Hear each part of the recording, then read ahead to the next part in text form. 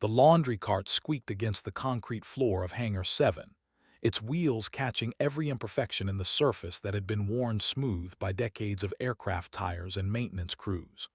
Lieutenant Commander Vera Deadstick Kozlov folded the olive-drab flight suits with mechanical precision, her calloused hands moving through the familiar routine, while her mind wandered to the FA-18F Super Hornet sitting idle 3 hangars down. The nameplate on her chest read simply, VKOZLOV. But everyone at Naval Air Station Oceana knew her by the call sign that had followed her through 2 deployments and countless hours of flight time that never seemed to matter when assignment boards convened. The morning sun slanted through the hangar's massive doors, illuminating dust motes that danced in the still air. Vera had been up since 4:30, same as always, running the perimeter fence while her squadron mates slept off another night at the officers' club. She'd showered, eaten, and reported to her assigned duty station in the supply section, where Chief Petty Officer Martinez had handed her the cart with a look that said everything about how the Navy viewed her current status. Laundry detail again, Kozlov. Make sure those suits are regulation standard. The irony wasn't lost on her. These same flight suits had been worn by pilots who'd never logged a quarter of her flight hours, never felt the gut-wrenching terror of a dead stick landing on a carrier deck in 12-foot swells, never had to bring home a damaged aircraft with one engine and a prayer. But those pilots had something she didn't: the right connections, the right gender, the right willingness to play the politics that kept her grounded while less experienced aviators took the missions she'd trained her entire career to fly. Her hands paused on a particularly worn suit, the fabric soft from countless washings. She wondered whose it was, which pilot had worn it into combat while she sorted inventory and filed reports. The thought burned in her chest like jet fuel, acrid and persistent. Vera had enlisted at 18, worked her way through flight school on merit alone, and earned her wings the hard way. She'd flown reconnaissance missions over hostile territory, provided close air support for ground troops under fire, and landed aircraft that other pilots would have ejected from. Yet here she was, folding laundry in a hangar that reeked of hydraulic fluid and broken dreams. The sudden wail of the base alarm shattered the morning quiet. Vera's head snapped up, her body automatically tensing as the klaxon echoed through the hangar. Over the intercom, a voice crackled with barely controlled urgency. All personnel to stations. This is not a drill. Repeat, all personnel to stations. Scramble alert, scramble alert. Without thinking, Vera dropped the flight suit and ran toward the hangar doors. Outside, the controlled chaos of an emergency response was already beginning. Ground crews sprinted across the tarmac, their movements precise despite the obvious rush. She could see pilots running toward the ready room, their faces grim with the knowledge that something had gone terribly wrong. The familiar sound of jet engines spooling up filled the air, a noise that never failed to make her heart race with a mixture of longing and frustration. Commander Hayes emerged from the operations building, his face pale as he spoke rapidly into his radio. Vera caught fragments of his transmission: confirmed radar contact, unidentified aircraft, possible hostile intent. The words sent a chill down her spine. After 2 years of routine training exercises and peacetime patrols, something real was happening. Something that required the kind of skills she'd been hunting since she first soloed in a T-6 Texan over the fields of Pensacola. She started toward the ready room, her legs carrying her automatically toward the place where pilots received their briefings. But Chief Martinez appeared beside her, his hand firm on her shoulder. "Kozlov, you're not assigned to flight status. Get back to your duties." The words hit her like a physical blow, but she'd learned long ago not to argue with the chief. Instead, she nodded and returned to the hangar, her hands shaking as she picked up the dropped flight suit. Through the open doors, she watched as the first wave of FA-18s taxied toward the runway. Their pilots sat straight in their cockpits, hands steady on the controls, completely focused on the mission ahead. Vera knew that feeling, the way everything else fell away when you were strapped into an aircraft, and responsible for bringing yourself and your wingman home alive. She'd felt it during her last deployment, when she'd flown cover for a rescue operation behind enemy lines. The memory was sharp and painful, like touching a wound that hadn't fully healed. The first aircraft lifted off with a roar that shook the hangar walls. Vera watched it climb into the cloudless sky, her eyes tracking its path until it disappeared into the blue. Then another followed, and another, until the entire ready squadron was airborne and heading toward whatever threat had triggered the alarm. She stood there for a long moment, the folded flight suit forgotten in her hands, watching the sky where the aircraft had vanished. Something was wrong. She could feel it in the way the ground crews moved, the tension in their shoulders, the speed with which they'd launched the aircraft. This wasn't a routine intercept or a training exercise gone wrong. This was the real thing, the kind of situation that separated competent pilots from exceptional ones. And she was stuck in a hangar, folding laundry, while others flew the missions she'd trained her entire career to handle. As the morning wore on, fragments of information filtered through the base grapevine. An unidentified aircraft had penetrated restricted airspace, failing to respond to radio challenges. The initial intercept had gone wrong somehow, though the details were classified and constantly changing. What everyone knew was that the situation was escalating, and the pilots who'd launched that morning weren't coming back as quickly as planned. Vera tried to focus on her assigned duties, but her mind kept drifting to the cockpit procedures she'd memorized, the weapon systems she'd mastered, the countless hours of training that had prepared her for exactly this type of scenario.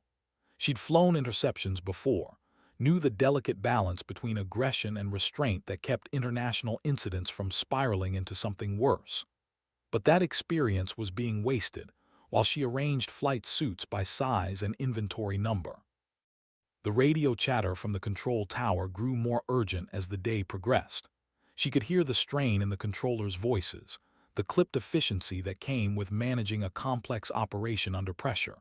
References to Package Alpha and Vector 27 told her that multiple aircraft were involved, coordinating their movements in a pattern that suggested a serious threat.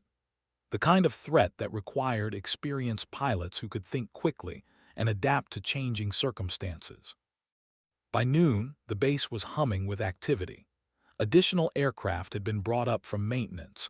Ground crews were working double shifts to keep everything operational, and the operations center was staffed with personnel who'd been called in from leave.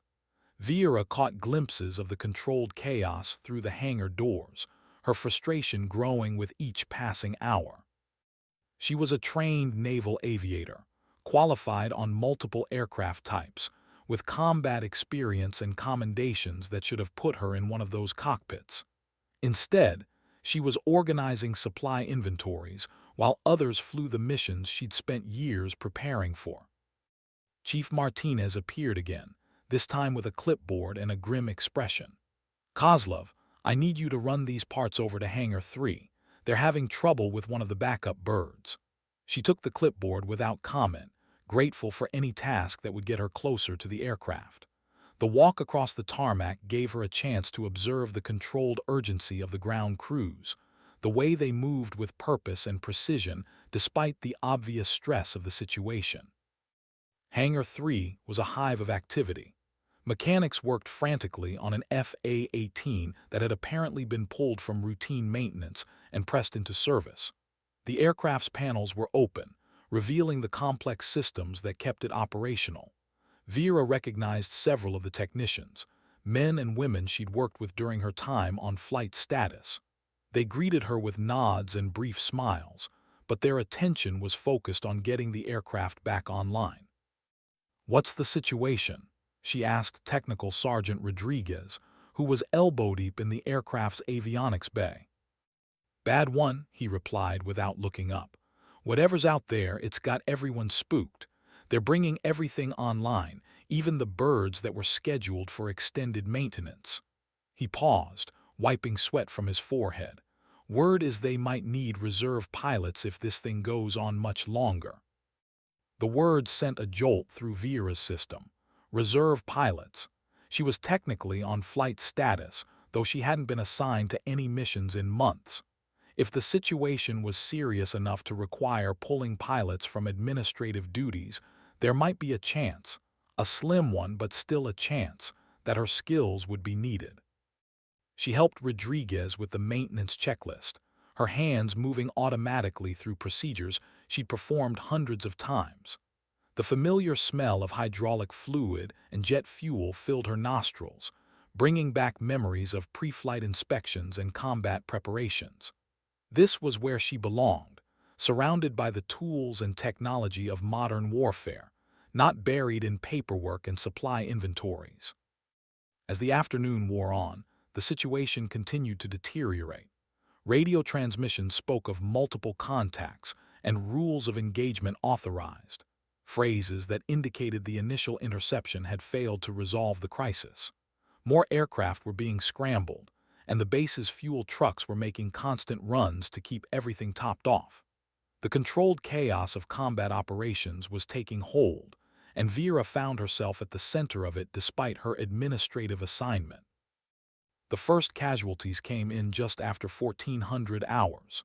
An FA-18 from the initial intercept had suffered engine problems and made an emergency landing at a civilian airfield. The pilot was uninjured, but the aircraft was out of commission. Another had reported battle damage, the first confirmation that whatever was happening out there had moved beyond a simple identification and intercept mission. Vera was back in Hangar 7, supposedly completing her assigned duties, when the call came over the intercom.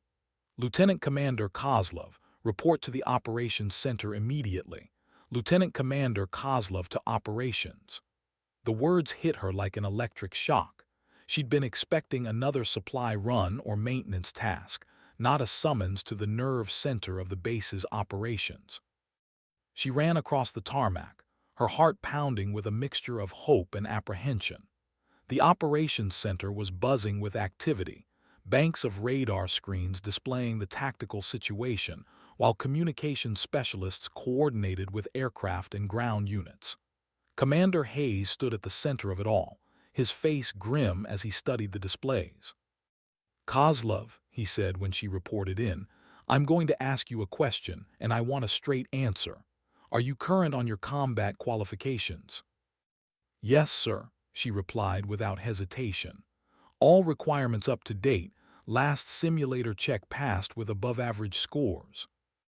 Hayes nodded slowly. "Good, because we've got a situation out there that's beyond what anyone expected. The unknown aircraft turned out to be a formation of advanced fighters, nationality unknown, conducting what appears to be a reconnaissance mission over sensitive military installations. Our initial intercept failed to establish communication, and when they attempted to escort the intruders out of restricted airspace, the unknowns opened fire." The words hung in the air like smoke from a crash site. Vera felt her training take over, her mind automatically processing the tactical implications. Unknown aircraft with hostile intent, engaging U.S. military assets over domestic airspace. This was the kind of scenario that started wars, the reason pilots trained for thousands of hours to maintain their edge. The current situation is that we have multiple aircraft engaged in aerial combat over the Atlantic, approximately 60 miles east of the coastline. We've lost contact with 2 of our birds, and the remaining aircraft are running low on fuel and ammunition. We need experienced pilots who can handle themselves in a complex combat environment." Hayes paused, studying her face. "Your record shows combat experience and exceptional skills in air-to-air combat, but you've been grounded for administrative reasons that, frankly, don't matter right now. I'm offering you a chance to get back in the cockpit, but I need to know you're ready for this. This isn't a training exercise or a routine patrol. This is the real thing, and people have already died today." Vera didn't hesitate. "I'm ready, sir." The briefing room was filled with tension as thick as the cigarette smoke that had once clouded similar spaces in previous wars. The remaining pilots from the Ready Squadron sat in metal chairs, their faces showing the strain of prolonged combat operations. Some had already flown multiple sorties, their flight suits stained with sweat and marked with the telltale signs of high-G maneuvering. Others were fresh reserves like herself, called up as the situation demanded more aircraft and crew than the initial response had provided. Major Patricia Viper Chen stood at the front of the room, her usually perfect appearance disheveled from hours of mission planning and coordination. She'd been the squadron's operations officer for 2 years, a skilled pilot in her own right who'd been grounded by a bureaucratic system that valued political connections over combat capability. But today, with the base's most experienced pilots either in the air or in the medical center, she'd been pressed back into flight status. The situation has evolved significantly since this morning, Chen began, her voice carrying the weight of command despite the circumstances. What started as a simple intercept has become a full-scale aerial engagement. The unknown aircraft are definitely hostile, and they're using tactics and technology that suggest state-level sponsorship. We've confirmed at least 6 enemy fighters, possibly more, operating from a location we haven't been able to identify. She clicked a remote, and the briefing screen displayed a tactical map of the engagement area. Red symbols marked the last known positions of enemy aircraft, while blue symbols showed friendly forces. Several blue symbols were marked with X's, indicating aircraft that had been lost or disabled during the engagement. Our primary objectives are to neutralize the threat and protect civilian shipping in the area. Secondary objectives include determining the identity and intentions of the hostile forces. Rules of engagement are weapons-free. You are authorized to engage any aircraft that demonstrates hostile intent or fails to comply with lawful orders. Vera studied the tactical display, her mind automatically calculating angles and distances, fuel consumption and weapons loadout.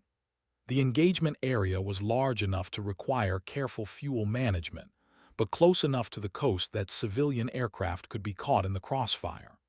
It was exactly the kind of complex scenario that required experienced pilots who could think quickly and adapt to changing circumstances. Aircraft assignments, Chen continued, reading from a tablet. Reynolds and Martinez, you'll be flying as Alpha Flight, providing top cover for the engagement area. Thompson and Williams, Bravo Flight, you'll be conducting strike missions against any surface targets that support the enemy aircraft. Kozlov and Patterson, Charlie Flight, you'll be flying escort for the reconnaissance aircraft attempting to identify the source of the enemy fighters. The assignment hit Vera like a physical blow. Escort duty was traditionally given to less experienced pilots, a supporting role that kept them away from the primary action. But as she looked around the room, she realized that there were no less experienced pilots available. Everyone here was a combat veteran, and the assignments were based on tactical necessity rather than political considerations.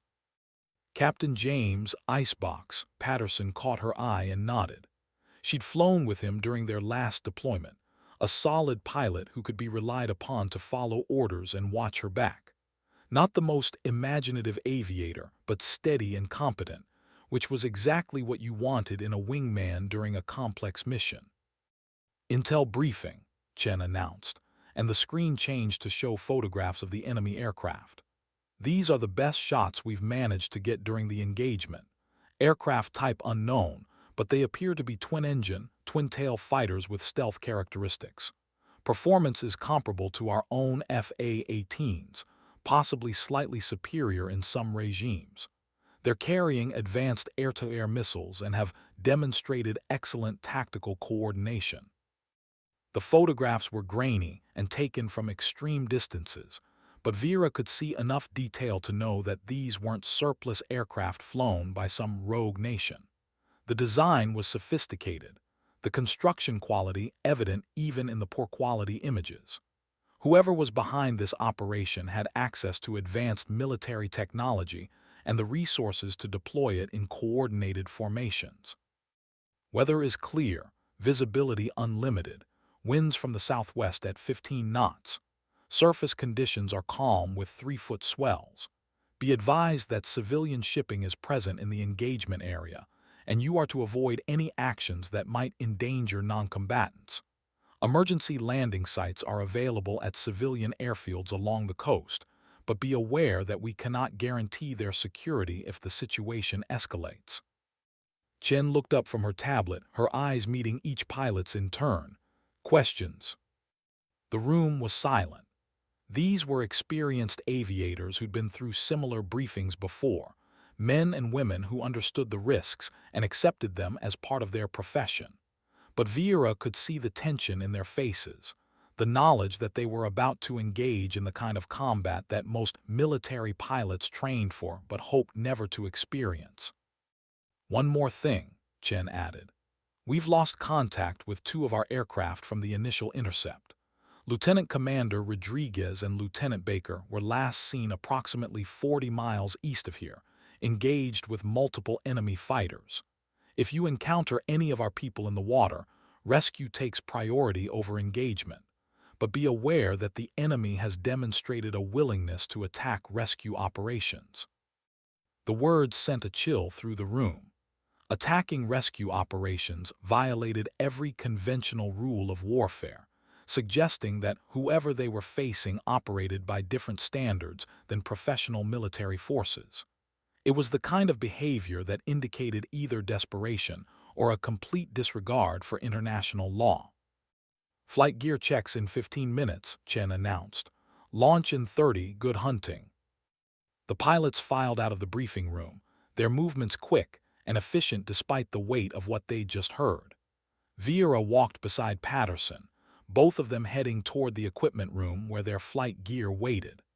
The familiar routine of pre-flight preparations helped calm her nerves, the practiced movements of checking equipment and reviewing procedures that had been drilled into her through years of training. "You ready for this?" Patterson asked as they pulled on their flight suits. "Been ready for 2 years," Vera replied, her voice steady despite the adrenaline coursing through her system. "Just glad to finally get the chance to prove it." Patterson nodded, understanding the reference to her administrative exile. "Well, you're about to get that chance. Intel says these guys are good and they've already proven they're willing to kill our people. Stay sharp out there." The walk to the aircraft was surreal. Ground crews worked frantically to prepare the FA-18s for launch, their movements coordinated despite the obvious pressure they were under. Vera could see the strain in their faces, the knowledge that they were sending pilots into harm's way with equipment that might not be perfect, but was the best they could provide under the circumstances. Her aircraft was tail number 304, a Super Hornet that had seen better days but was mechanically sound. The crew chief, Petty Officer First Class Williams, met her at the aircraft with a clipboard and a grim expression. "She's ready to go, ma'am," he said, handing her the maintenance log. "All systems check out, weapons are loaded and verified. You've got a full load of AMRAAMs and Sidewinders plus a full bag of gas. Should be good for about 2 hours on station, depending on how hard you have to work." Vera nodded, reviewing the log quickly but thoroughly. The aircraft's history showed routine maintenance with no significant problems, exactly what you wanted to see before a combat mission. The weapons loadout was standard for an air-to-air engagement, with beyond visual range missiles backed up by heat-seeking weapons for close-in work. "Thanks, Chief," she said, signing the log. "Take care of yourself while we're gone." "You too, ma'am. Bring her back in one piece." The pre-flight inspection was routine but thorough. Vera walked around the aircraft, checking control surfaces, examining the weapons pylons, and verifying that all external systems were properly configured. The familiar routine helped calm her nerves, the practiced movements of a pilot who'd performed these checks hundreds of times before. Climbing into the cockpit was like coming home. The familiar smell of avionics and jet fuel filled her nostrils, while the complex array of switches and displays surrounded her like old friends. Her hands moved automatically through the startup sequence, years of training taking over as the aircraft's systems came online one by one. "Charlie 2, radio check." Patterson's voice crackled through her headset. Charlie 2, loud and clear, she replied, testing the communication system that would keep them coordinated during the mission. Tower Charlie Flight, ready for taxi. Charlie Flight Tower, taxi runway 27, winds 240 at 15, altimeter 2992. You are cleared for immediate departure. The taxi to the runway was quick, the ground crew guiding them through the maze of aircraft and support equipment that cluttered the tarmac. Vera could see other pilots in their cockpits, their faces hidden behind visors and oxygen masks, but their body language showing the same mixture of anticipation and apprehension that she felt. At the runway threshold, they paused for final checks. Engine parameters were normal, all systems showed green, and the weapons were armed and ready. This was the moment of truth, the point where training and preparation gave way to the reality of combat operations. Tower Charlie Flight, ready for departure. Charlie Flight, you are cleared for takeoff. Good luck out there. The takeoff roll was smooth, the powerful engines pushing them down the runway with authority. Vera felt the familiar sensation of the aircraft lifting off, the moment when the wheels left the ground and she was truly flying again. Below, the base fell away, shrinking to a cluster of buildings and runways surrounded by the green landscape of the Virginia coast. Charlie Flight, contact departure, frequency 254.8. Charlie 2. The climb to altitude was routine, but Vera's mind was already shifting into combat mode. The peaceful landscape below masked the deadly reality of their mission, the knowledge that somewhere ahead, enemy aircraft were waiting for them. She'd been in similar situations before during her deployment to the Middle East, but this felt different.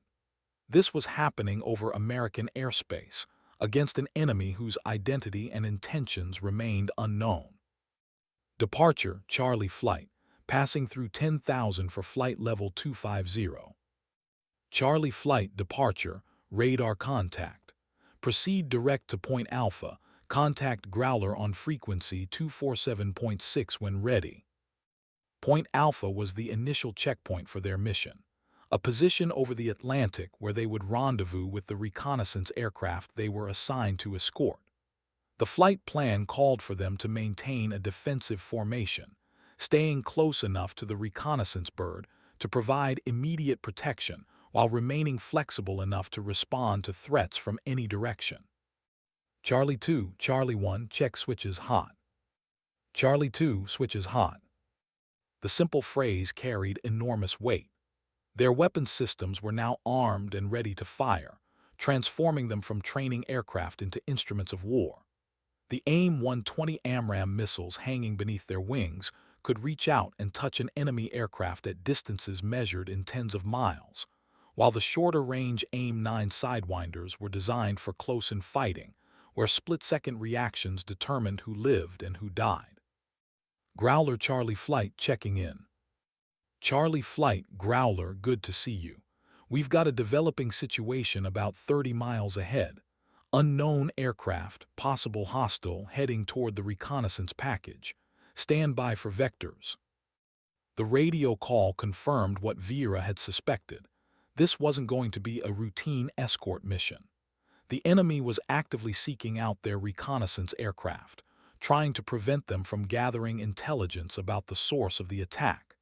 It was exactly the kind of aggressive behavior that suggested a well-planned operation rather than a random incursion. Charlie Flight, Growler, turn left heading 090, descend to flight level 200. Threat aircraft bearing 045, range 40 miles, closing fast. Vera felt her heart rate increase as she processed the information. 40 miles was well within the range of modern air-to-air missiles, close enough that the enemy aircraft could already be targeting them. The intercept geometry was unfavorable, with the hostiles approaching from their right side where they would have a tactical advantage. Charlie 2, tally threat bearing 045 high. Patterson's call confirmed what Vera was seeing on her radar display. Multiple aircraft, probably 2 or 3, approaching at high speed from the northeast. Their altitude was higher than the Americans, giving them an energy advantage that could be decisive in the initial engagement. Charlie Flight Growler weapons free. Engage at your discretion. The authorization to fire removed the last restraint on their actions. They were now free to engage the enemy aircraft with whatever weapons and tactics they deemed appropriate. It was the moment every combat pilot trained for and hoped never to experience, the transition from peacetime operations to active warfare. Charlie 2, arm your missiles. We're going to take these guys head-on. Vera flipped the master arm switch, feeling the subtle vibration as the weapon systems completed their final preparations. The AIM-120s were now active, their sophisticated guidance systems ready to guide the missiles to their targets. The HUD display showed targeting information, with range and bearing to the closest enemy aircraft updating continuously. Charlie 1, I have a lock on the lead aircraft. Range 35 miles and closing. Charlie 2, same. Stand by for launch command. The next few seconds stretched out like hours. Vera could see the enemy aircraft on her radar, their electronic signatures growing stronger as they approached. The mathematics of aerial combat were working in her favor. The head-on approach reduced the time available for evasive maneuvers, while the long range of the AMRAAM missiles gave her a significant advantage. Charlie Flight Fox 3, Fox 3.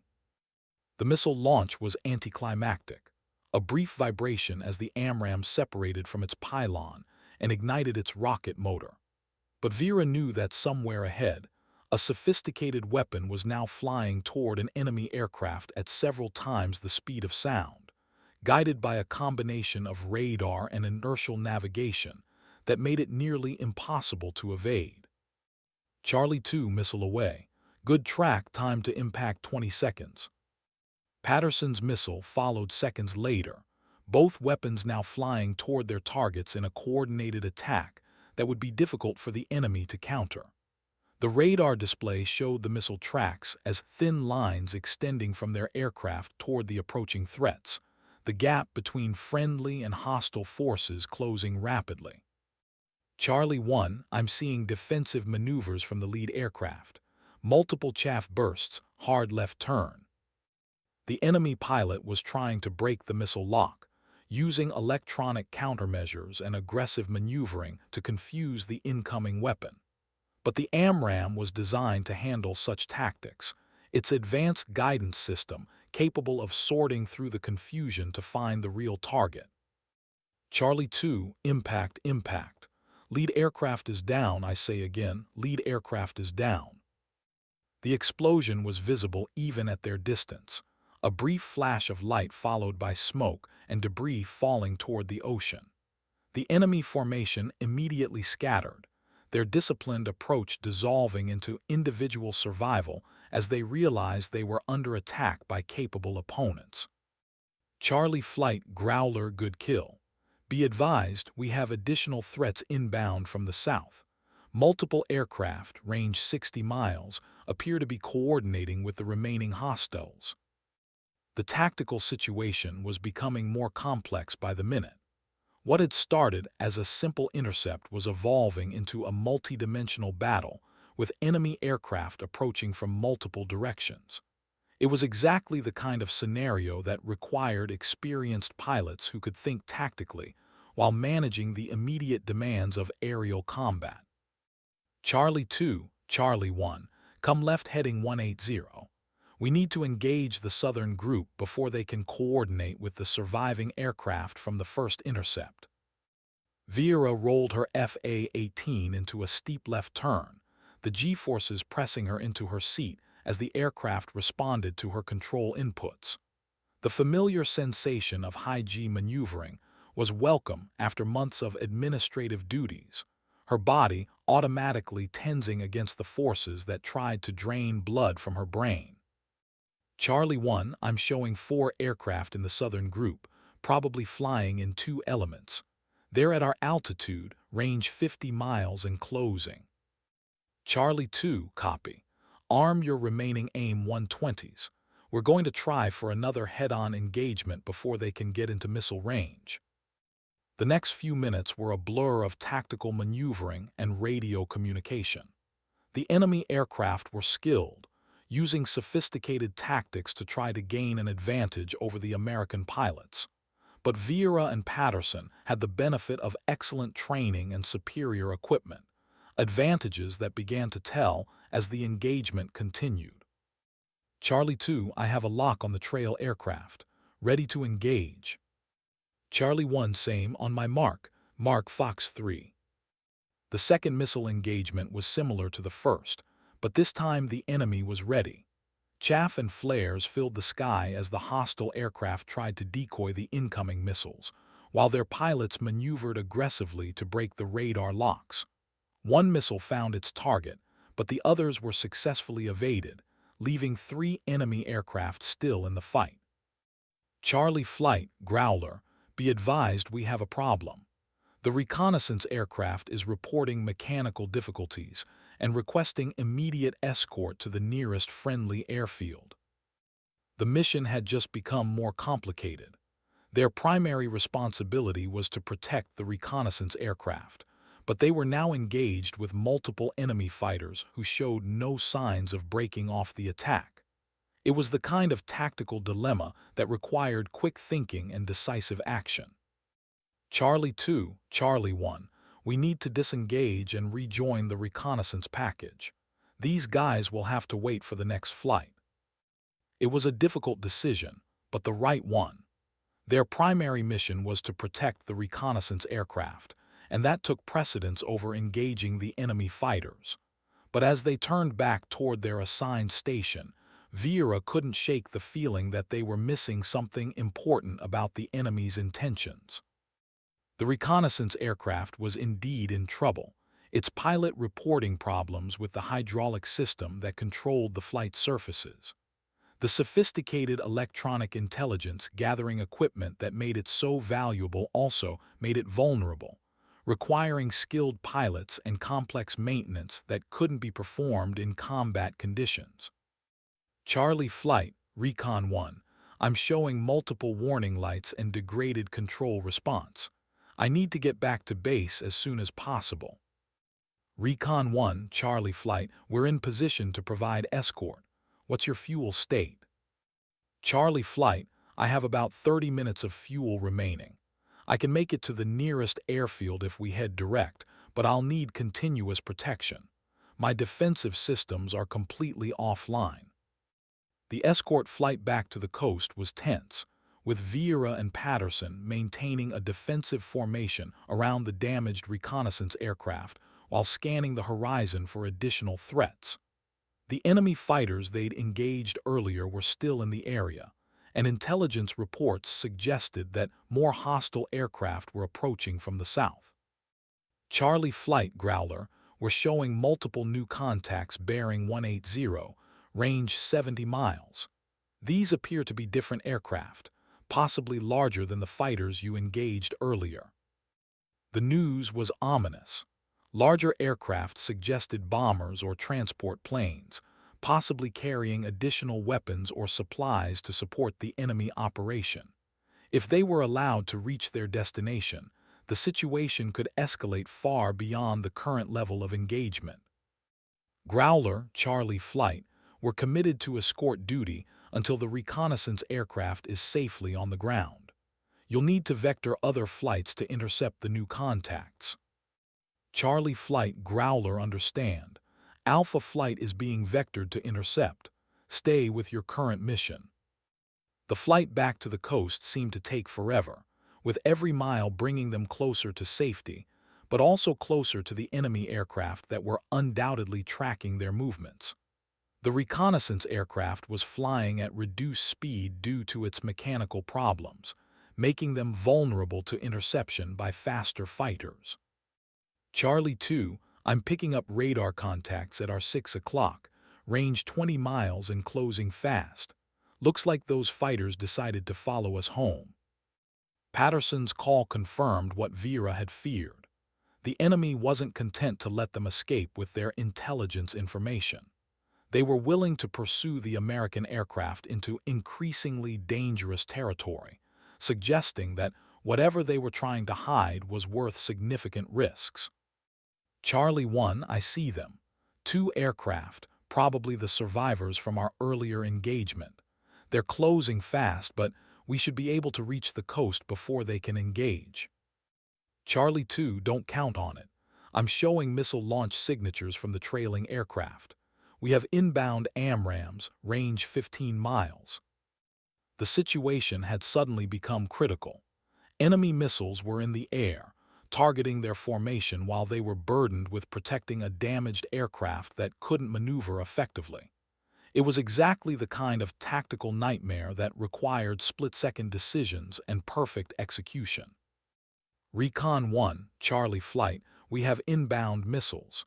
You need to descend immediately and head for the coast at best speed. We'll try to draw them off. Charlie Flight, Recon 1, descending to 5,000 feet. I'm heading directly for Norfolk International. You guys take care of yourselves. Vieira and Patterson climbed rapidly, trying to position themselves between the incoming missiles and the reconnaissance aircraft.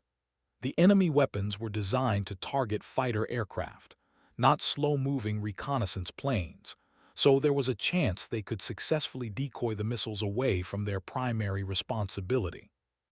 Charlie 2, chaff and flares now.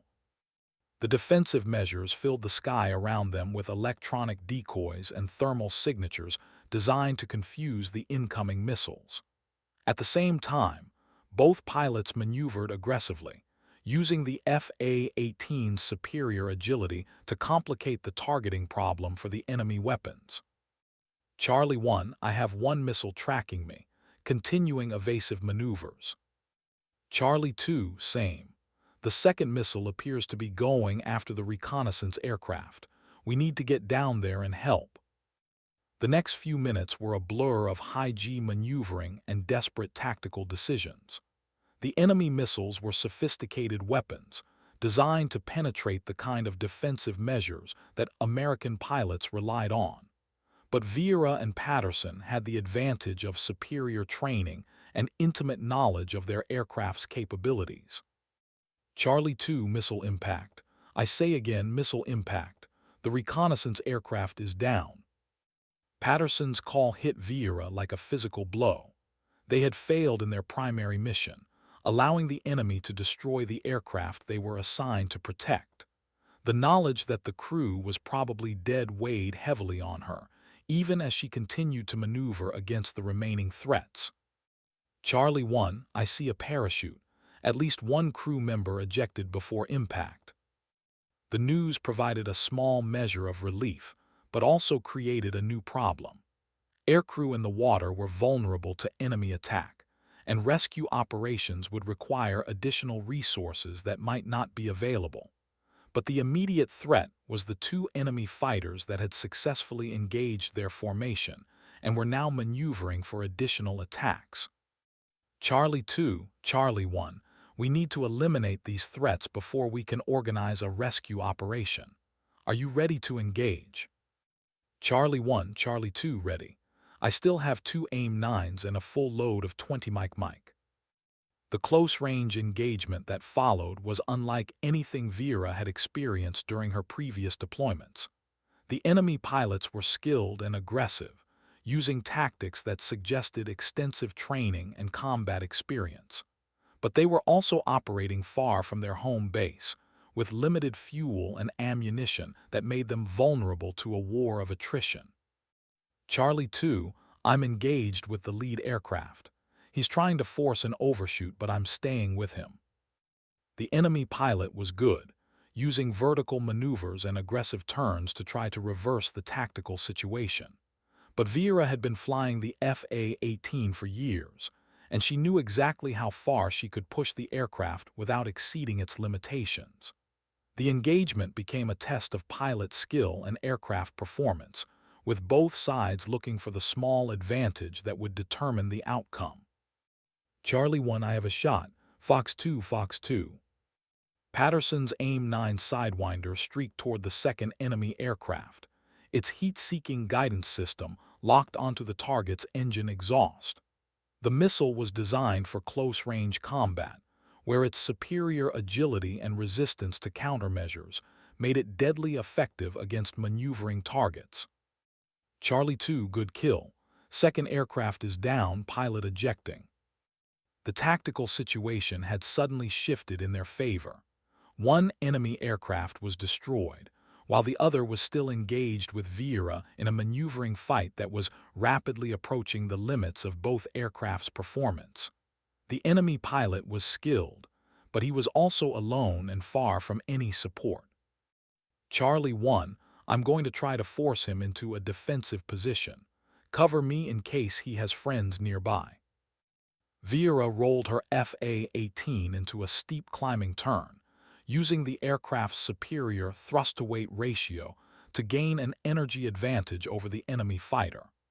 The maneuver was risky, exposing her to attack if the enemy pilot was skilled enough to take advantage of her momentary vulnerability. But the gamble paid off. The enemy pilot followed her into the climb, exactly as she had hoped. At the top of the maneuver, she reversed direction and dove toward the enemy aircraft, using gravity and her aircraft's superior acceleration to close the distance rapidly. Charlie 2, I have a shot, Fox 2. The AIM-9 missile was launched at minimum range, its guidance system immediately acquiring the enemy aircraft's heat signature. There was no time for evasive maneuvers or countermeasures, just the brief moment between launch and impact that separated victory from defeat. Charlie 1, good kill. Enemy aircraft destroyed, pilot ejecting. The engagement was over, but the mission was far from complete. Somewhere below, the crew of the reconnaissance aircraft was in the water, waiting for rescue. And according to intelligence reports, additional enemy aircraft were still operating in the area, posing a continuing threat to American forces. Charlie Flight, Growler, good work out there. We're showing no additional threats in your immediate area. Can you provide search and rescue support for the downed reconnaissance crew? Growler, Charlie Flight, we can provide top cover for rescue operations. What's the ETA on the rescue aircraft? Charlie Flight, rescue helicopter is launching now, ETA 20 minutes. Be advised that we're still tracking multiple unknown aircraft to the south, so stay alert. The search and rescue operation was complicated by the fact that they were operating in hostile territory, with enemy aircraft potentially nearby.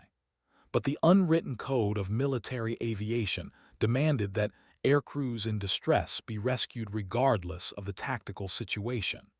It was a principle that transcended national boundaries and political considerations. Charlie 2, I have visual contact with the survivor. He's in a life raft about 2 miles south of the reconnaissance aircraft's impact point. Patterson's call was welcome news. The reconnaissance aircraft's crew had managed to survive the missile impact and successfully deploy their emergency equipment. But they were still in danger, floating in the ocean with limited supplies and no way to defend themselves if enemy aircraft returned. Charlie 1, I see the helicopter approaching from the west, ETA about 5 minutes. The rescue helicopter was a MH-60 Seahawk, specifically designed for combat search and rescue operations. Its crew was trained to operate in hostile environments, but they were still vulnerable to enemy fighters that might try to interfere with the rescue operation. Rescue 1, Charlie Flight, we have the survivor in sight. Life raft is marked with orange smoke, approximately 2 miles south of the main crash site. No enemy activity observed at this time. Charlie Flight, Rescue 1, I have visual contact with the smoke. Beginning rescue approach now. Maintain overwatch until we're clear of the area. The rescue operation proceeded smoothly, with the helicopter crew demonstrating the professionalism and skill that made them the elite of military aviation. Within minutes, they had recovered the survivor and were heading back toward the coast, escorted by Vieira and Patterson in their FA-18s. Charlie Flight, Growler, good work on the rescue operation. RTB when ready, You're cleared direct to base. Growler Charlie Flight, returning to base. What's the situation with the southern contacts? Charlie Flight, Alpha Flight engaged and destroyed 2 enemy aircraft. The remaining contacts have withdrawn to international waters. Looks like the immediate threat is over. The flight back to base was anticlimactic after the intensity of the combat engagement. Vera found herself thinking about the events of the day, the way a routine morning had evolved into her first air-to-air combat in over 2 years. The enemy aircraft had been skilled and well-equipped, but they had also been operating far from their home base, which had ultimately proven to be their downfall. Charlie 2, Charlie 1, nice work out there. You flew like you never left the cockpit. Patterson's comment was welcome, but Vera knew that the real test would come when they returned to base. The politics that had kept her grounded for 2 years hadn't disappeared, and there was no guarantee that her combat performance would change anything about her assignment status. The landing at Naval Air Station Oceana was routine, but Vera could see the activity level had increased significantly since their departure. Additional aircraft were being prepared for launch, while ground crews worked frantically to service the planes returning from combat. The controlled chaos of wartime operations was in full swing, and she was once again at the center of it. Charlie Flight Tower, taxi to the hot pit for immediate refueling. Be prepared for rapid turnaround. The instructions suggested that they might be launched again soon, a possibility that both excited and concerned Vera. She had proven herself in combat, but she also knew that the enemy would be learning from their defeats, adapting their tactics for future engagements. The debrief was conducted in the same room where they had received their mission briefing, but the atmosphere was completely different. The tension and uncertainty of the morning had been replaced by the grim satisfaction of a successful mission, tempered by the knowledge that the war was far from over. Outstanding work, both of you, Commander Hayes said as he reviewed their mission reports. 2 confirmed kills, successful rescue operation, and no friendly losses. That's exactly the kind of performance we need right now. Major Chen nodded in agreement. The intelligence we gathered from the reconnaissance mission, limited as it was, has provided some valuable insights into the enemy's capabilities and intentions. Your escort mission may have been compromised, but you accomplished the primary objective. The praise was welcome, but Vera was more interested in what came next. The enemy had demonstrated sophisticated capabilities and aggressive intentions, suggesting that this was just the beginning of a larger conflict. The question was whether she would be allowed to continue flying combat missions or would be sent back to administrative duties. The situation is evolving rapidly, Hayes continued. Intelligence suggests that the enemy aircraft were operating from a mobile platform, possibly a converted merchant vessel or specialized aircraft carrier. We're organizing a strike mission to locate and neutralize this threat, and we need experienced pilots who can handle themselves in a complex combat environment. The implication was clear. They were being offered the opportunity to continue flying combat missions, a chance to prove themselves in the kind of high-stakes environment that separated competent pilots from exceptional ones. For Vera, it was the opportunity she had been waiting for since her return from deployment. I'm ready, sir, she said without hesitation. Good, mission briefing is at 600 tomorrow. Get some rest, because tomorrow is going to be a long day. As they left the briefing room, Vera felt a sense of satisfaction that had been missing from her life for 2 years. She was back in the cockpit, flying combat missions, and proving that her skills were as sharp as ever. The politics and bureaucracy that had kept her grounded seemed less important now, overshadowed by the reality of combat operations and the need for experienced pilots. The next morning brought news that changed everything. Intelligence had located the enemy's mobile platform, a converted container ship operating in international waters about 200 miles east of the coast. The vessel was equipped with sophisticated radar and communication equipment, along with facilities for launching and recovering aircraft. It was, in effect, a floating airbase that could support extended operations against American targets. The mission is straightforward, Major Chen explained during the briefing. We're going to find the ship and sink it. The strike package will consist of 12 aircraft carrying a mix of anti-ship missiles and precision-guided bombs. Fighter escort will be provided by 8 FA-18s, including Charlie Flight. The mission was ambitious, requiring precise coordination between multiple aircraft types and weapon systems. But it was also the kind of operation that could end the immediate threat posed by the enemy's mobile platform, preventing further attacks on American territory. Intelligence suggests that the enemy has at least 4 aircraft remaining, possibly more. They'll be defending the ship, so expect heavy resistance during the ingress and egress phases. Rules of engagement remain weapons-free. You are authorized to engage any aircraft or surface vessel that demonstrates hostile intent. The briefing covered weather conditions, fuel requirements, and emergency procedures, but Vieira's mind was focused on the tactical challenges they would face. The enemy had proven themselves to be skilled and aggressive, and they would be fighting to defend their primary base of operations. It would be the kind of battle that tested every aspect of a pilot's training and experience. Questions? Chen asked, looking around the room. What's the backup plan if the primary target can't be located? Asked one of the strike pilots.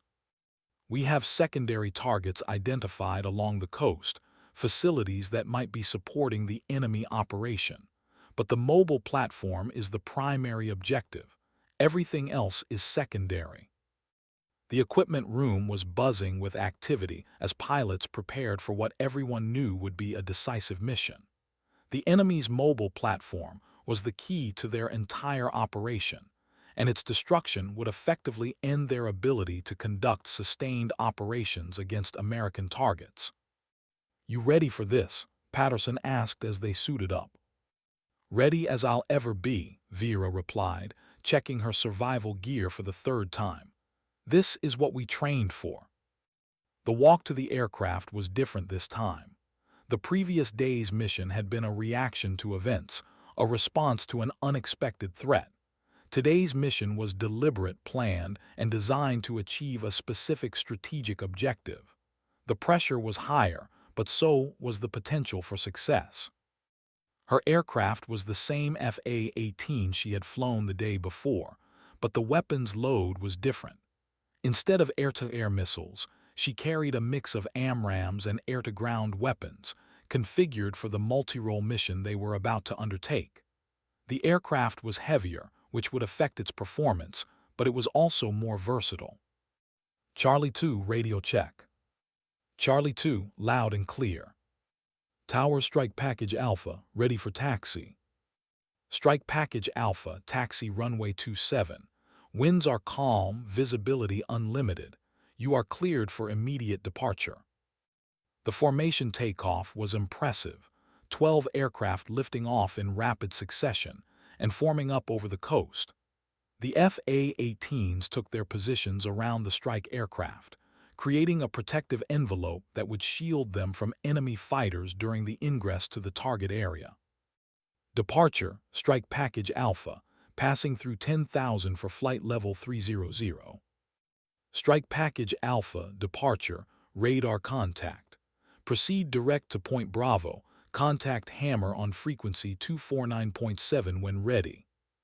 Point Bravo was the initial checkpoint for the mission, a position over the Atlantic where they would turn toward the target area.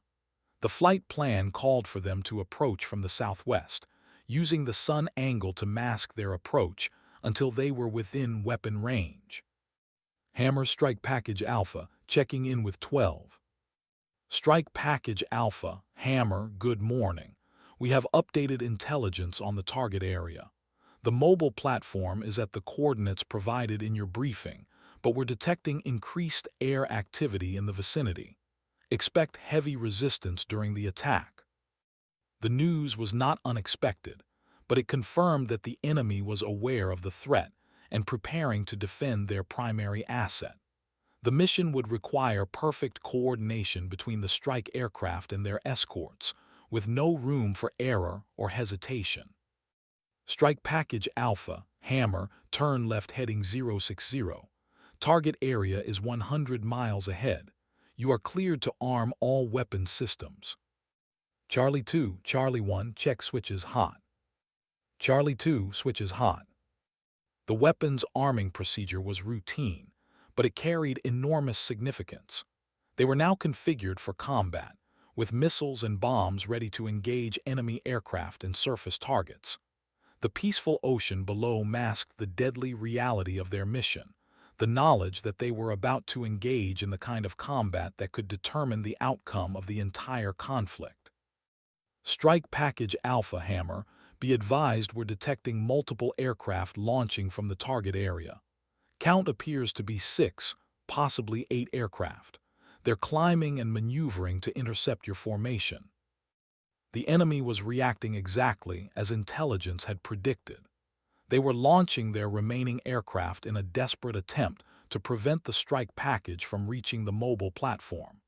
It would be a coordinated defense, with the enemy fighters trying to break up the American formation, while the ship's defensive systems engaged any aircraft that penetrated their protective screen.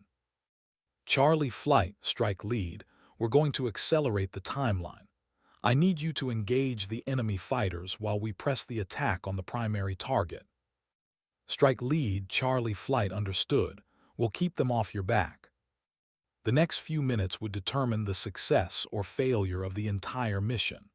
The strike aircraft needed to reach their launch point without interference from enemy fighters, while the escorts had to prevent the enemy from breaking up the formation. It was a complex tactical problem that required split-second timing and perfect execution. Charlie 2, I have multiple contacts bearing 030, range 40 miles. They're in a defensive formation, probably trying to force us into a head-on engagement. Patterson's call confirmed what Vieira was seeing on her radar display.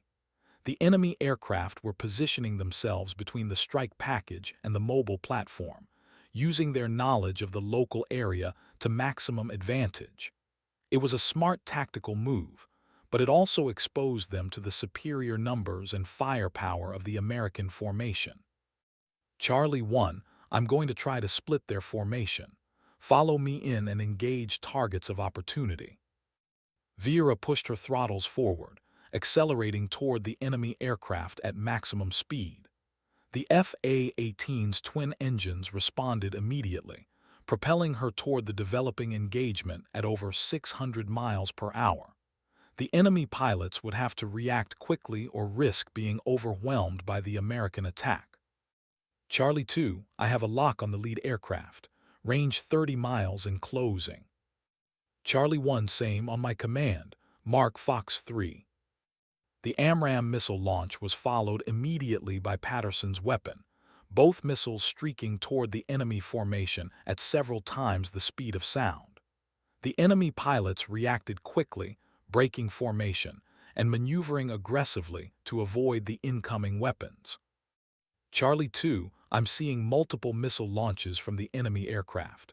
We have inbound AMRAAMs, count 4, range 20 miles.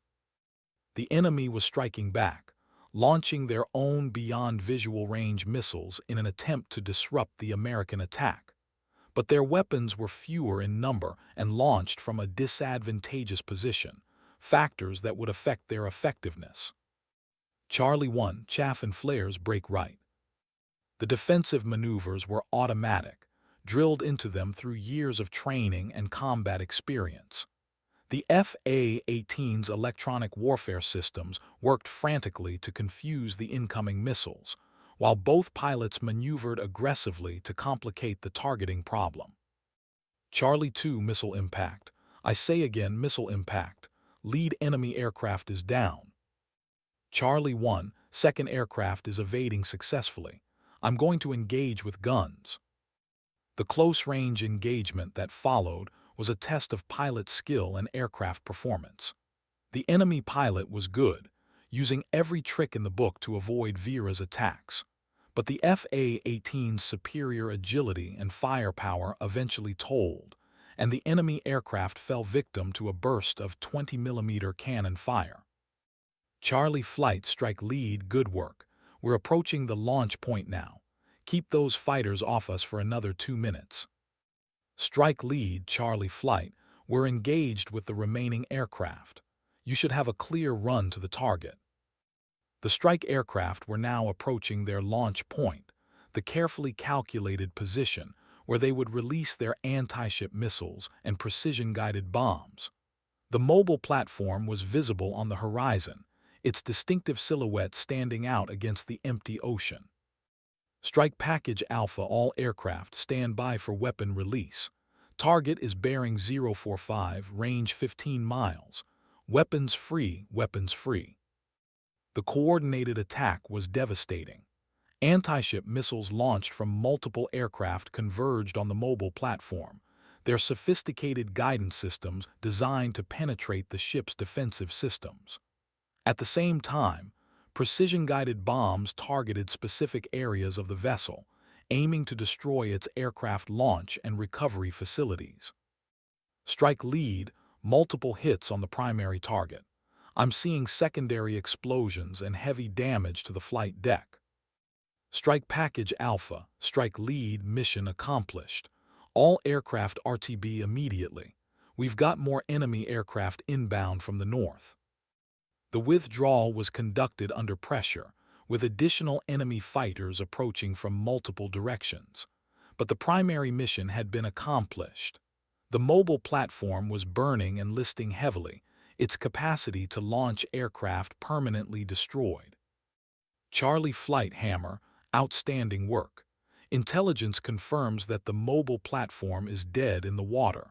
That should end the immediate threat to the homeland. The flight back to base was triumphant, but Vera knew that the war was far from over. The enemy had demonstrated sophisticated capabilities and aggressive intentions, suggesting that this was just the opening phase of a larger conflict. The question was whether American forces would be ready for whatever came next. The debrief was conducted in the same room where they had received their mission briefing, but the atmosphere was completely different. The tension and uncertainty of the morning had been replaced by the satisfaction of a successful mission, tempered by the knowledge that the cost had been high. 2 aircraft lost, 4 crew members recovered, Commander Hayes reported.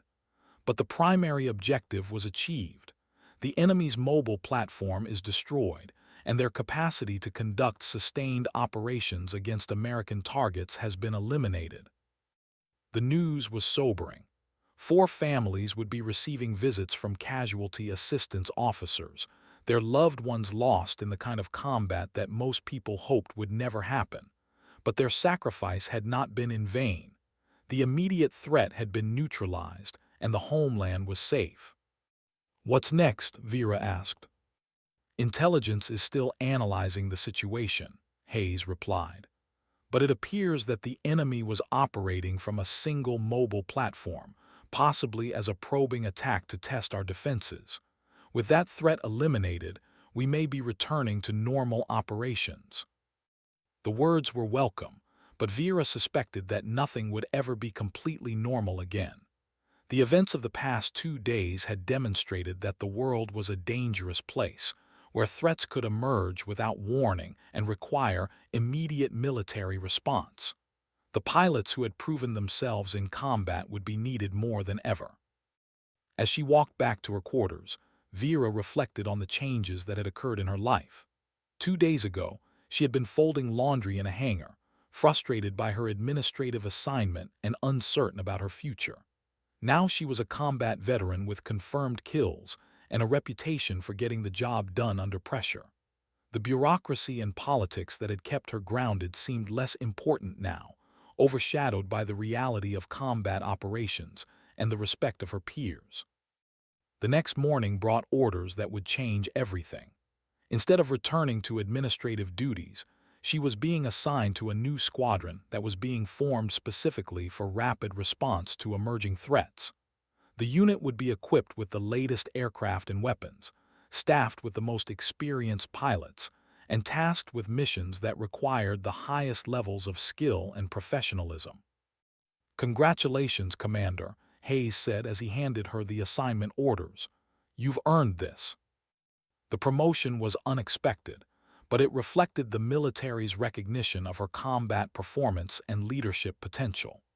More importantly, it meant that she would be flying regularly again, participating in the kind of missions that had originally attracted her to military aviation. "Thank you, sir. I won't let you down." "I know you won't. The new squadron is being formed at Miramar, and you'll be reporting there next week. Your first mission will be to help establish training standards for the unit. After that, who knows? The world is a dangerous place, and we need pilots who can handle themselves in any situation." The assignment to Miramar was like coming home. The base was legendary in naval aviation, the place where the best pilots trained and the most challenging missions were planned. It was also where she had first learned to fly the FA-18, back when she was a young lieutenant with more enthusiasm than experience. The new squadron was designated VFA 194, the Black Knights, and it was equipped with the latest variant of the FA-18 Super Hornet. The aircraft were configured for multi-role operations, with advanced avionics and weapons systems that made them capable of handling any mission from air superiority to ground attack. "Welcome to the Black Knights," said Captain Maria Santos, the squadron's commanding officer. "I've heard about your performance during the recent crisis. That's exactly the kind of skill and determination we need in this unit." The squadron was small, only 12 aircraft and 16 pilots, but it was staffed with the most experienced aviators in the Navy. Each pilot was a combat veteran with proven abilities, selected for their skills and their ability to work effectively under pressure. "Our mission is simple," Santos explained. "We're the rapid response force for emerging threats. When something happens that requires immediate military action, we'll be the first ones launched. That means we need to be ready for anything, from air-to-air combat to precision strike missions." The training schedule was intensive, designed to maintain the highest levels of proficiency in all aspects of military aviation. Each pilot was required to fly at least 20 hours per month, with additional time spent in simulators and tactical training exercises. The pace was demanding, but it was also exactly what Vieira had been hoping for. "You'll be flying with Captain Rodriguez," Santos said, introducing her to her new wingman. "He's got experience in both air-to-air and air-to-ground operations, and he's one of the best pilots I've ever worked with." Captain Luis Rodriguez was a quiet professional who had flown combat missions in 3 different theaters. His call sign was Razor, a reference to his precise flying style and his ability to cut through tactical problems with surgical precision. He was exactly the kind of pilot Vera wanted as a wingman. "I've heard about your recent missions," Rodriguez said as they walked toward the flight line. "Nice work on the mobile platform. That was a textbook strike mission." "Thanks, it was a team effort, and we had good intelligence support." "That's what makes the difference. Good intelligence, good planning, and good execution. When all 3 come together, you get results." The first training flight was routine, a basic air-to-air exercise designed to establish working relationships and communication procedures. But even routine training at this level was more challenging than most pilots would ever experience, with complex scenarios and demanding performance standards. "Razor 2, Razor 1, let's set up for an intercept exercise. Target aircraft will be approaching from the north at Angels 20. "Razor 1, Razor 2, copy. I have the target on radar bearing 010, range 30 miles. The intercept was flawless, both pilots working together to position their aircraft for optimal engagement geometry. The training targets were sophisticated, equipped with electronic warfare systems that simulated real-world threats. Successfully engaging them required the same skills and tactics that would be used in actual combat. Razor flight, training control, good intercept. Reset for air-to-ground exercise. The transition to ground attack mode was seamless, both pilots reconfiguring their aircraft systems for precision strike operations. The target was a simulated enemy installation, defended by surface-to-air missiles and electronic jamming systems. Successfully destroying it required careful planning and precise execution. Razor 2, I'm marking the target with laser designation. You'll be primary attack. I'll provide cover against surface threats. Razor 1, Razor 2, target acquired. Beginning attack run. The simulated bombing run was perfect, with Rodriguez's aircraft delivering its weapon precisely on target, while Vieira provided suppressive fire against the defensive systems. It was the kind of coordinated attack that required extensive training and complete trust between aircrew members. Razor flight training control, excellent work. Mission complete, return to base. The debrief was conducted in the squadron's ready room, a space decorated with photographs and memorabilia from previous conflicts. The walls were covered with patches and awards, reminders of the unit's proud history and the standards they were expected to maintain. Overall, an excellent first flight, Santos said as she reviewed their performance. Your intercept timing was perfect, and the ground attack coordination was textbook. You're both ready for operational missions. The words were exactly what Vieira had hoped to hear.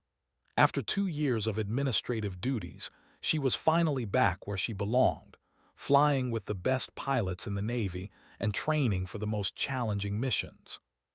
What's next? She asked. Next week, we'll be conducting a major exercise with the Air Force and Marines. It's designed to test our ability to operate in a joint environment, with multiple services coordinating their activities.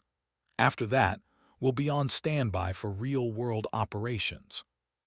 The joint exercise was held at a training facility in Nevada, where realistic threats and challenging scenarios tested the limits of military aviation. The Black Knights performed flawlessly, demonstrating their ability to work effectively with other services and adapt to changing tactical situations. Outstanding performance, said the exercise director during the final debrief. The Black Knights set the standard for professional excellence. You should be proud of what you've accomplished. But the real test came 3 weeks later, when intelligence detected a new threat emerging in the South China Sea. A hostile nation was conducting military exercises that appeared to be preparation for aggressive action against American allies. The situation required immediate response, and the Black Knights were selected for the mission. This is what we've been training for, Santos announced during the mission briefing. Intelligence indicates that the enemy is planning to test our resolve by conducting provocative operations near Allied territory. Our job is to demonstrate that such actions will not be tolerated. The mission was complex, requiring the squadron to deploy to a forward operating base and conduct sustained operations in a potentially hostile environment. It was exactly the kind of challenge that the Black Knights had been formed to handle. Deployment begins tomorrow, Santos continued. We'll be operating from a carrier-based platform, which means we'll need to be current on all carrier operations. Any questions? The room was silent. These were experienced pilots who understood the risks and accepted them as part of their profession. The opportunity to serve their country in a challenging operational environment was exactly what they had trained for. The deployment was successful, with the Black Knights demonstrating their ability to operate effectively in a complex international environment. Their presence helped deter aggressive action by the hostile nation, while their professional performance enhanced America's reputation among allied nations. Mission accomplished, Santos announced as they prepared to return home. The enemy has backed down, and our allies have been reassured of our commitment to regional security. You've all performed superbly. The flight home was triumphant, but Vera knew that their work was far from over. The world was a dangerous place, full of threats that required constant vigilance and immediate response. The Black Knights would be needed again, and she was proud to be part of a unit that stood ready to meet any challenge. As she walked across the tarmac at Miramar, Vera reflected on the journey that had brought her to this point. From folding laundry in a hangar to commanding respect as a combat pilot, she had overcome the obstacles that had once seemed insurmountable. The bureaucracy and politics that had kept her grounded were still there, but they no longer defined her career. She was Lieutenant Commander Vera Deadstick Kozlov, pilot, warrior, and guardian of American freedom. The call sign that had once been a source of frustration was now a badge of honor, a reminder of the skills and determination that had brought her through the most challenging situations. The sky was her domain, and she was ready for whatever threats might emerge from its endless blue expanse. The hangar where she had once folded flight suits was now just a memory, a reminder of where she had been rather than where she was going. The aircraft that surrounded her were no longer symbols of lost opportunities, but tools of her trade, precision instruments that responded to her will and carried her into battle.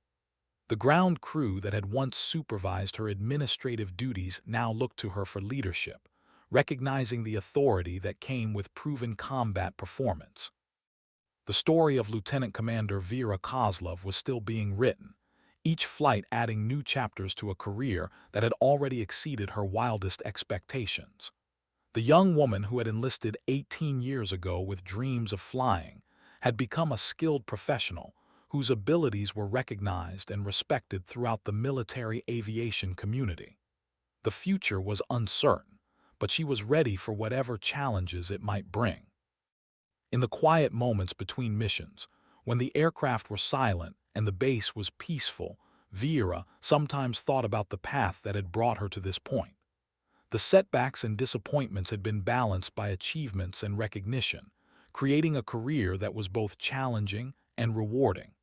The military had given her opportunities to serve her country and develop skills that few people ever experienced. But perhaps most importantly, it had given her the chance to prove that excellence knew no boundaries, that skill and determination could overcome any obstacle. The pilots who flew beside her judged her not by her gender or her background, but by her abilities and her commitment to the mission. It was exactly the kind of professional environment she had always wanted to be part of. The Black Knights continued to train and deploy, always ready to respond to emerging threats and protect American interests around the world. Their reputation for excellence grew with each mission, and they became known throughout the military as the unit to call when the situation required the very best. Vera was proud to be part of that tradition, and she was determined to uphold the standards that had made the squadron legendary. Years later, when she looked back on her career, Vera would remember the day she stopped folding flight suits and returned to the cockpit as the turning point that changed everything. It had been a moment of opportunity that she had seized with both hands, transforming frustration into determination and obstacles into achievements. The hangar had been just a place where she worked, but the sky had always been her home. The legacy of Lieutenant Commander Vera Deadstick Kozlov was not just her individual achievements, but the example she set for other pilots who faced similar challenges. Her story became part of the culture of military aviation, a reminder that excellence could emerge from the most unlikely circumstances, and that the most valuable contributions often came from those who had been overlooked or underestimated. In the end, the ground crew had indeed cleared the runway for her, not because of political considerations or administrative decisions, but because her skills and determination had earned her the right to fly. The aircraft that had once been symbols of lost opportunities had become extensions of her will, carrying her into battle and bringing her home safely. The sky that had seemed closed to her had opened wide, offering unlimited possibilities for those brave enough to seize them. The story was complete, but the legend would continue to grow with each new pilot who heard about the woman who had refused to accept limitations, and had proven that the sky belonged to anyone skilled enough to claim it. Lieutenant Commander Vera Kozlov had earned her place in the pantheon of military aviation, and her call sign would be remembered long after the last flight had ended and the final mission had been completed.